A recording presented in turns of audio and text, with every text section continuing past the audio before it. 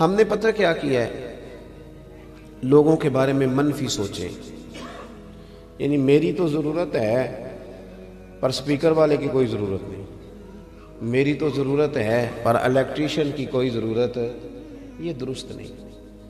جو بندہ جس مقام پہ بھی ہے اس کی ضرورت کو محسوس کرے، اور اگر آپ کے ساتھ کوئی بندہ تھوڑی سی بھی نیکی کرے تو حل جزاء الاحسان الا الاحسان، نیکی کا بدلہ کیا ہے؟ مشکور زندگی گزارنے کی کوشش کریں۔ اب نہ ہمارے ہاں ایک سوچ ڈیولپ ہوئی ہے بڑی تیزی کے ساتھ، وہ یہ ہے کہ کسی نے بھی میرے لیے کچھ نہیں کیا، سارا کچھ میں نے لوگوں کے لیے کیا ہے۔ بلکہ بہت سارے بچے اب ہمارے بالخصوص جو ذرا 18-20 سال کی عمر میں کچھ کام کرنے لگ جاتے ہیں تو وہ تو کئی دفعہ کہتے ہیں کہ اس کے بعد ابا جی کو بھی خرچہ میں ہی دیتا تھا۔ آہستہ آہستہ یہ سوچ زور پکڑتی ہے اور انسان اکیلا رہ جاتا ہے۔ اللہ کے پیارے رسول صلی اللہ علیہ وسلم نے تشکر، شکریہ، احسان مندی، احسان شناسی، اس خوبصورتی پر بھی زور دیا ہے۔ فرمایا من لم یشکر الناس ولم یشکر اللہ، اس نے لوگوں کا شکریہ ادا نہیں کیا، اس نے اللہ کا بھی کوئی نہیں کرنا۔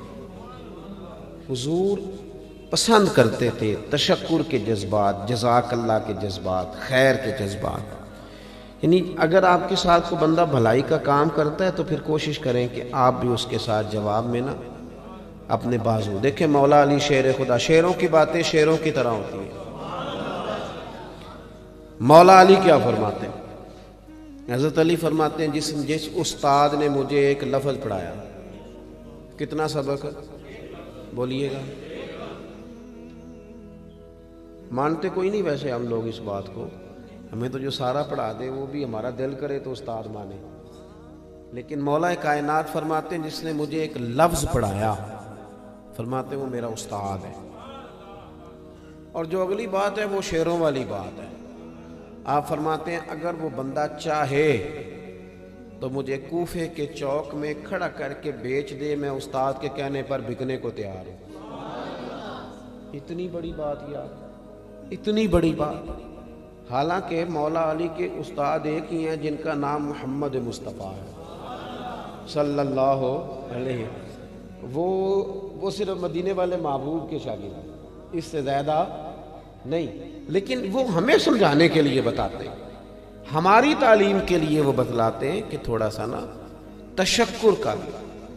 اسی لیے اللہ تعالیٰ نے جہاں اپنی عبادت کا ذکر کیا وہیں ساتھ کہا وَبِالْوَالِدَيْنِ احسانا، والدین کے ساتھ بھی احسان کرو، تو مشکور رہیں، ممنون رہیں۔ ہم جب بولتے ہیں تو یوں لگتا ہے کہ جیسے ان کا کوئی آگے پیچھے ہے ہی نہیں، اسی بندے نے ساری دنیا سنبھالی ہوئی ہے۔ یہ انداز ٹھیک ہے؟ آپ تھوڑا تھوڑا، اور یاد رکھیں دنیا میں بڑا ہوتا ہی وہ ہے جس کا کوئی بڑا ہوتا ہے، جس کا کوئی بڑا نہ ہو وہ بڑا۔ اسی لیے میں اکثر کہتا ہوں کہ چودھری صاحب کا پیر کوئی نہیں ہوتا، کیونکہ وہ اپنے سے بڑا کسی کو مانے گا تو پیر پکڑے گا نا۔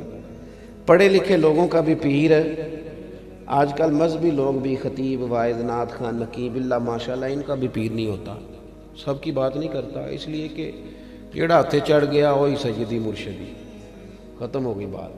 کون مطلب کسی کو باقاعدہ مانے؟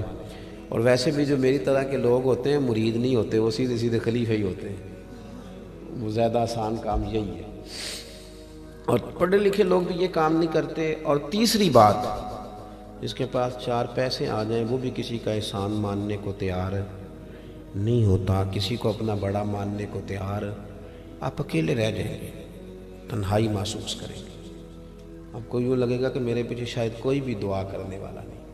اپنے ماں باپ کا، ایک شاعر نے کہا تھا کہ اب بوڑھا ہو گیا ہوں، کہیں جاتا ہوں تو دعائیں بھی ساتھ لے کے جاتا ہوں، ہمارے کچھ گناہوں کی سزائیں ساتھ چلتی ہیں، ہمارے کچھ گناہوں کی سزا بھی ساتھ چلتی ہے، اب میں اکیلا نہیں چلتا، دوا بھی ساتھ چلتی ہے، دوائیاں بھی ساتھ چلتی ہیں۔ اور کہنے لگا ابھی زندہ ہے ماں میری، مجھے کچھ بھی نہیں ہوگا، میں گھر سے جب نکلتا ہوں تو دعا بھی ساتھ چلتی ہے، میں گھر سے جب نکلتا ہوں دعا بھی ساتھ چلتی ہے۔ تو اخلاقی قدروں پہ ضرور توجہ فرمائیں۔ اللہ تعالیٰ توفیق عمل عطا فرمائے۔